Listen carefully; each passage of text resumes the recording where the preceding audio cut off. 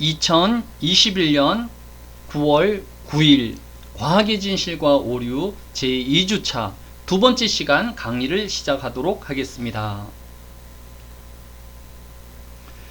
우리는 앞에서 교재 23페이지 밑에서 세 번째 줄을 통하여서 고대 그리스 자연 철학자들이 다양한 시각과 관점으로 새 세계를 해석하려고 노력하였다라는 것을 살펴보았습니다. 그리고 이러한 긴 노력들이 르네상스 시대를 거쳐 오늘의 근대 과학의 형성에 지대한 공헌을 했다라는 것도 살펴보았습니다.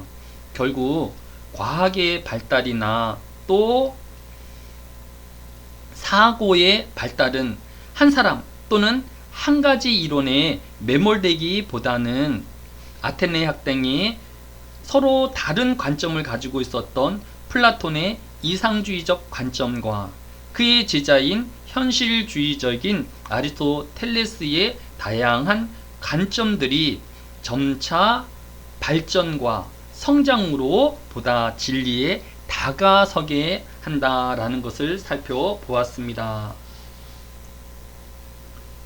우리는 이처럼 과학의 다양성과 서로 다름에 대해 인정해주고 격려하는 마음의 자세가 필요하다라는 것을 우리의 결론으로 살펴보았었습니다. 다시 한번 평가에 대해서 정리를 하면 평가는 출석 20%와 역량평가 80%로 이루어집니다. 역량평가에 대해서는 앞으로 수업과 또 과정을 통하여서 차츰 설명하기로 하고, 먼저 중요한 출석은 15주에서 4주를 결석하게 되어지면 출석부 부족으로 해서 F 처리가 되어집니다. 또한 매주의 출석은 동영상 2개와 사이버 캠퍼스 토론 게시판에서 이루어지는 워크숍에 참여하는 것으로 출석이 인정되어집니다. 지난 시간의 워크숍은 자신이 앞으로 관측하고 싶은 천체에 대한 기초 조사를 하는 것과 이러한 천체 관측에서 우선 고려해야 할 사항인 자신이 사는 곳에서의 광해의 정도에 대해 조사하는 것이었습니다. 모든 학생들이 학기 초에 분주함과 바쁨 중에도 성실하게 워크숍을 완성해 주었습니다. 그 중에서도 가장 먼저 워크숍을 마친 스포츠 과학부의 이정민 학생은 관측해야 할 천체로 금성을 선택하였습니다. 이정민 학생은 금성에 대한 기초 조사에서 금성은 우리가 흔히 샛별이라고 부르는 행성으로 해 뜨기 전 동쪽 하늘이나 해준 후 서쪽 하늘에서 보인다고 하였습니다. 또한 금성의 대기는 두꺼운 이산화탄소로 덮여 있으며 90기압의 고밀도 대기를 가지고 있다고 조사하였습니다. 이것은 지구의 해수면 및 800m에서 느끼는 압력과 같다라고 친절하게 비교도 하였습니다. 이러한 비교 설명은 우리가 직접 가보지 못한 금성을 우리가 체험할 수 있는 지구의 특정 부분인 해수면 800m라는 구체적인 제시로 그 압력을 확인하고 싶은 사람들은 직접 해수면 아래에 800m로 들어가 봄으로써 경험할 수 있도록 제시하였다는 점에서 칭찬할 만합니다. 하지만 우리는 아무도 해수면 800m에 가본 경험이 없으며, 또한 전 세계에서도 해저 800m의 경험을 가진 사람은 극히 소수에 지나지 않을 것입니다. 그래서 이러한 비교 설명을 듣는 사람은 피부에 와닿지 않게 되어지는 것입니다. 차라리 지구 표면이 1기압을 받고 있는 곳과 비교하여서 금성은 지구보다 90배의 기압을 작용받고 있다라고 표현하는 것이 보다 실감 있는 표현이라고도 이야기할 수 있을 것입니다. 또 이상민 학생은 금성의 평균 온도를 절대 온도 740이라고 조사하였습니다. 이건 역시 절도 온도 값인데 듣는 사람의 입장에서는 우리가 흔히 쓰는 섭씨로 변환하여 읽어주는 것이 효과적일 것입니다.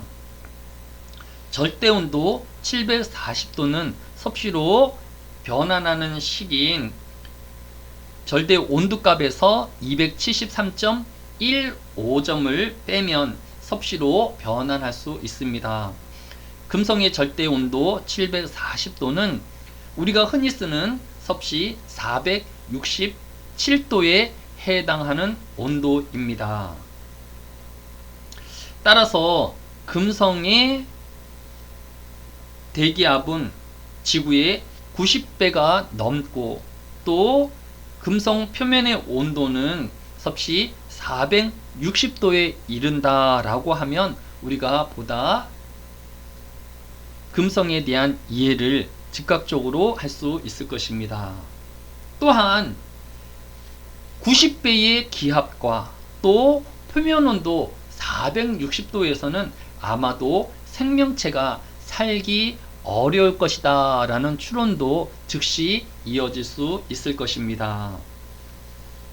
또 이정민 학생은 현재 의정부에 살고 있는데 의정부도 수도권에 해당하기에 도시가 겪는 광해의 피해를 받고 있다라고 하였습니다. 하지만 새벽에는 그나마 광해가 없는 편에 속한다라고 광해에 대한 조사를 하였습니다. 문제는 요즘 수도권의 일기가 대부분 비가 오거나 구름이 많이 끼는 날씨 때문에 천체 관측에 어려움이 예상된다라고 염려하였습니다. 과연 우리나라에서 광해도 적고 또 천체 관측이 용이한 지역은 어디일까요?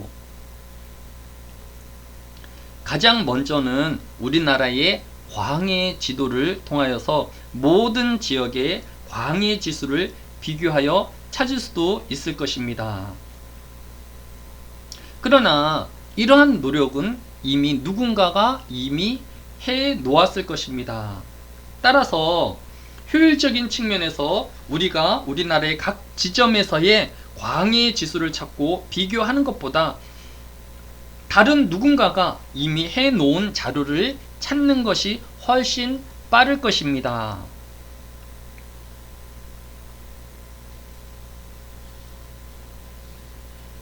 과연 우리나라의 광해 지수를 비교하여서 천체 관측의 최적의 장소를 조사한 사람들은 누구일까요?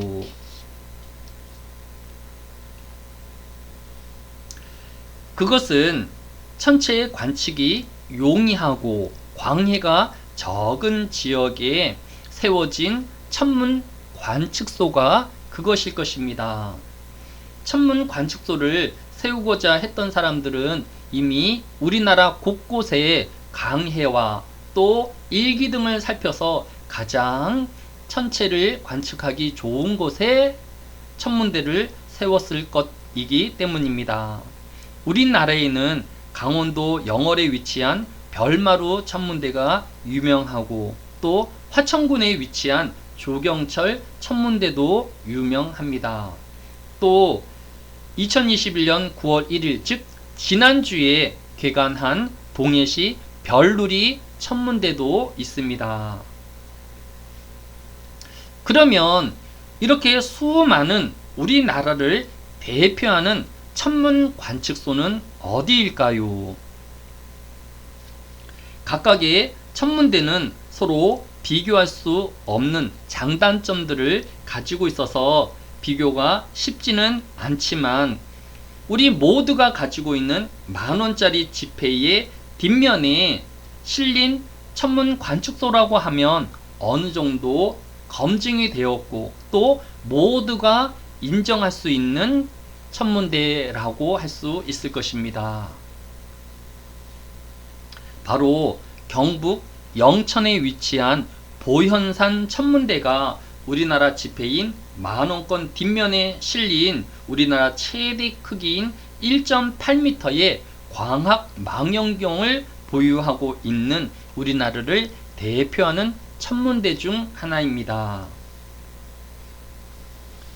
보통 세계적으로 유명한 천문대는 건조한 사막지대의 산꼭대기나 해발 4,000m가 넘는 높은 산 위에 위치하여서 날씨의 영향이 적은 지역에 천문대를 건설합니다.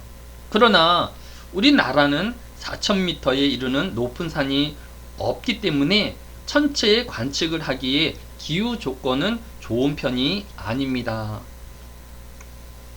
그래서 이 천문대를 세우고자 했던 사람들이 우리나라의 천여 개의 산을 다 조사하고 또 1년 동안 그 산의 주변의 기후를 조사하여서 가장 이상적인 천문대의 장소를 선정하였는데 그것이 바로 보현산 천문대인 것입니다.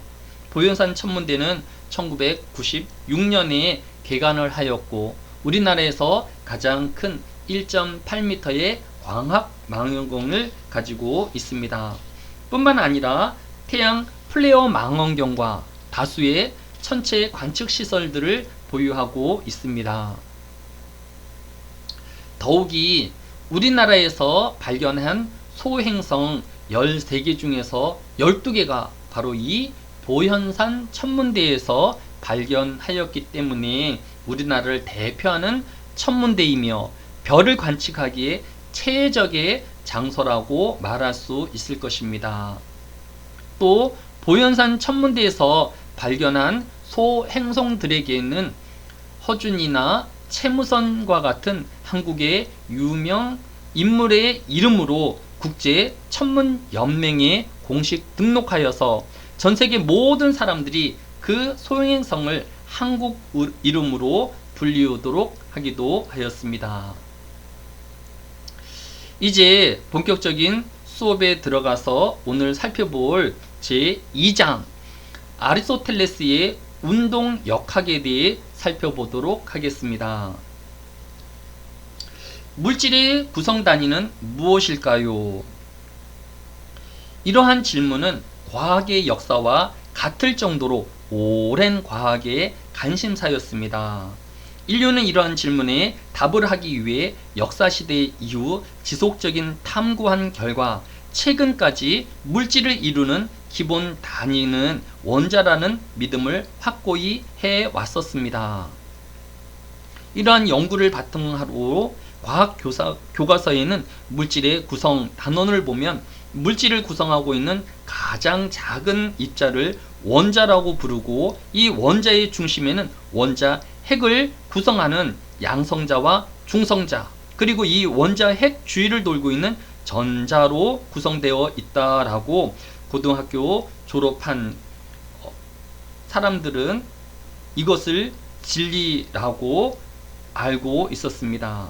그런데 현대 과학의 끊임없는 연구와 발달로 인하여서 이제는 원자의 구성 물질이 쿼크와 렙톤이 보다 더 기본 물질이라는 것을 알게 되었습니다. 이처럼 물질의 기본에 대한 이러한 인간의 연구는 오랜 시절부터 지금까지 계속되어져 오고 있는 것을 볼 수 있습니다.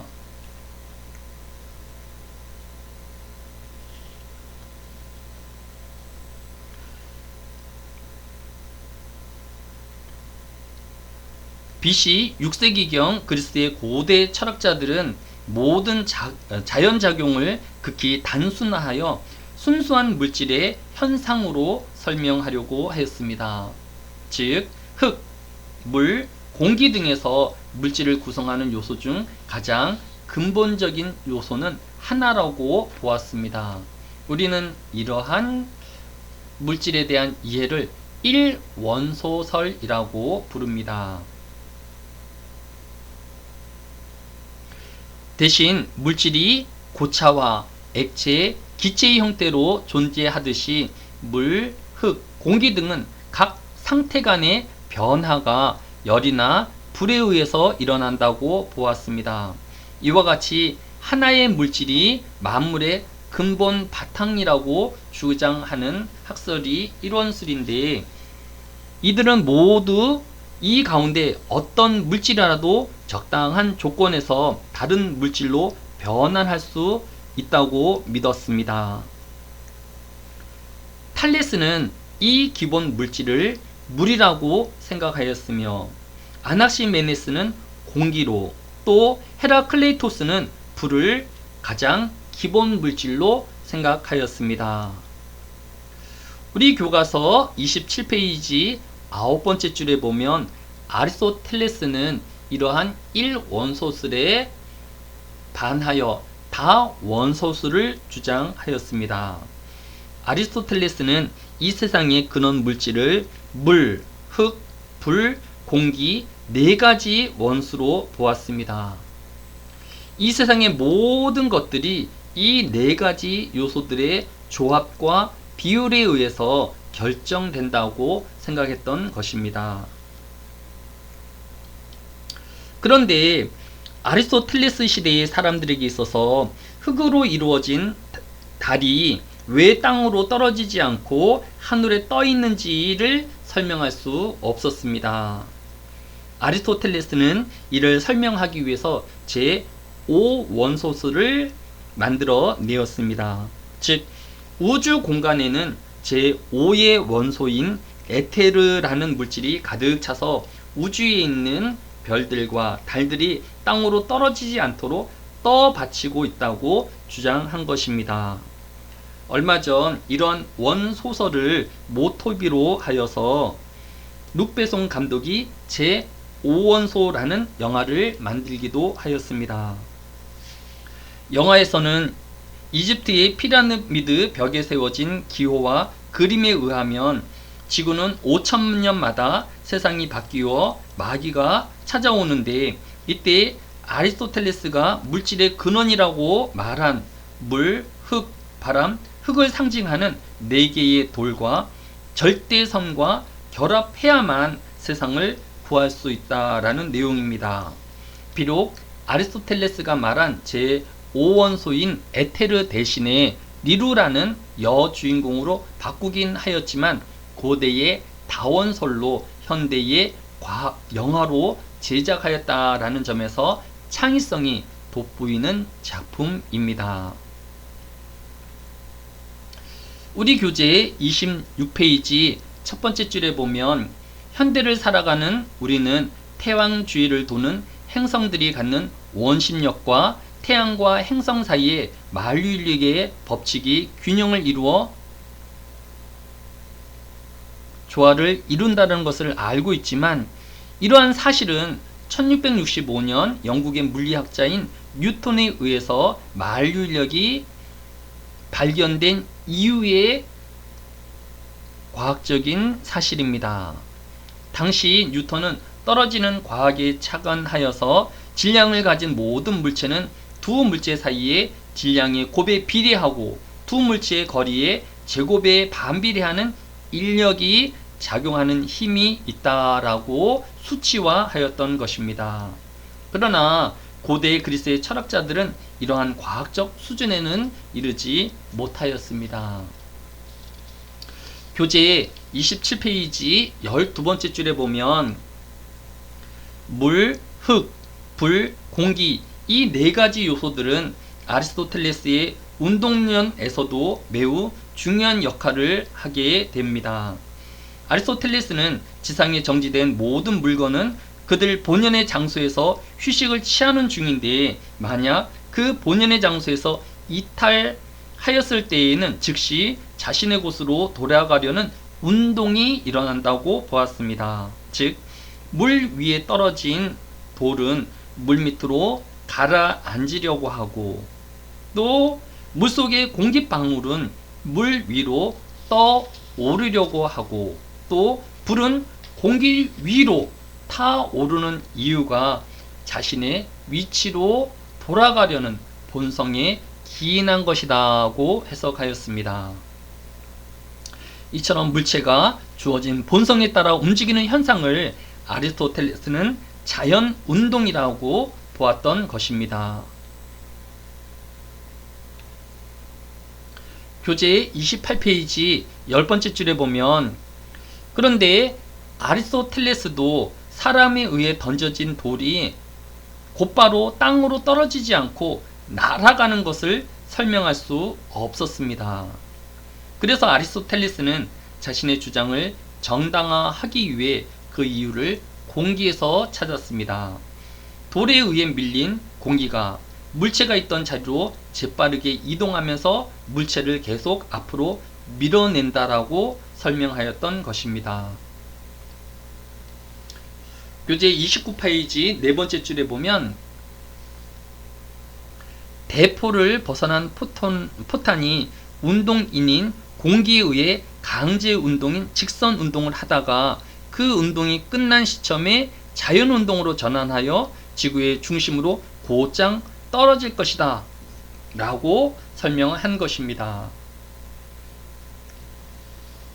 그러나 이러한 설명에도 불구하고 물체가 정점에 도달하였음에도 불구하고, 즉 모든 운동원이 제거된 이후에도 이 물체는 지구의 중심으로 수직으로 떨어지지 않고 반대편으로 포물선을 이루며 떨어지는 것을 또 설명할 수 없는 한계점에 부딪히고 있었습니다.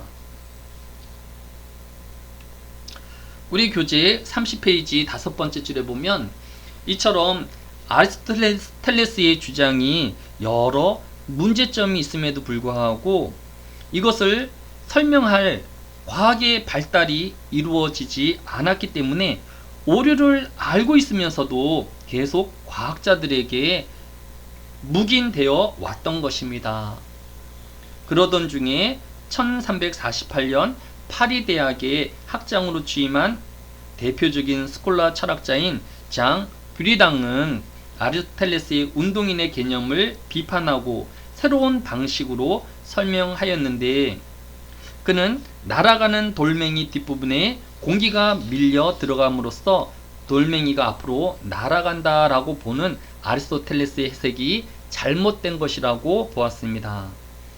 그는 돌멩이의 운동을 지속시키는 것은 공기와 같은 매체가 아니라 임페투스, 즉 돌멩이를 던진 사람으로부터 돌멩이에 전달된 임페투스라는 내재적인 힘이라고 보았습니다. 이 임페투스라는 힘의 도입은 투사체 운동에서 일어나는 완만한 변화를 모두 설명하는 데 매우 설득력이 있었습니다. 즉 대포에서 발사된 포탄이 곧장 떨어지지 않고 시간이 경과한 후에 원만하게 떨어지는 것은 대포에서 포탄으로 전달된 임페투스가 조금씩 감소하는 것으로 해석하였던 것입니다. 우리 교재 32페이지 5번째 줄에 보면, 임페투스 이론은 17세기에 이르러 움직이는 물체는 계속 움직이려 한다는 관성의 법칙으로 대체되었습니다. 이처럼 교재의 저자는 고대 그리스의 사람들이 오늘날 우리가 가지고 있는 물리학적 상식에는 부족하였지만, 아리스토텔레스의 운동 역학은 물체를 의인화시킨 욕망의 패러다임이라고 평가하면서도 이와 같은 고전적 운동론 그리고 근대 과학자들의 끊임없는 노력으로 오늘 우리가 갖은 진리에 도달할 수 있었다라고 이 과거 과학자들의 노력을 높이 평가하고 있는 것을 볼 수 있습니다. 한마디로 이 장의 결론은 과학이 한 사람의 과학자에 의해서 또 한 이론으로 한 번에 세워지기보다 수많은 사람들과 또 수천 년의 시행착오 끝에 진리에 가까운 이론이 세워진다라는 것을 우리에게 보여주고 있습니다. 이제 가을이 되었습니다.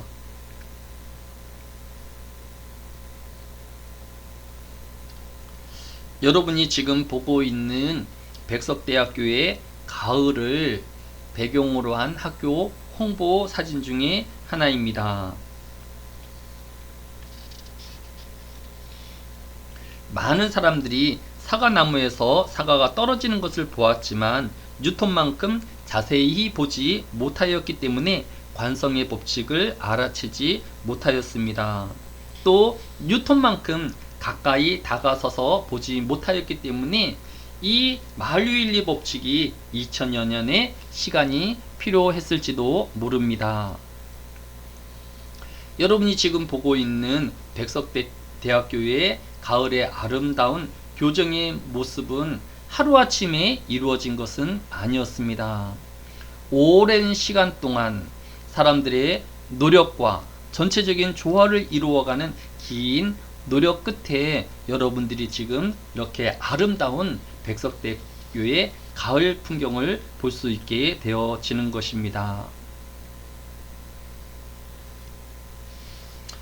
저는 이와 같이 사람이 시간과 노력을 통하여 환경을 변화시킬 수 있는 경이로움도 바라보지만 또는 사람이 성장하며 또 감추어진 재능을 드러내는 교육이 주는 경이로움과 놀라움도 이에 못지 않을 것이다 하는 기대를 가지고 있습니다.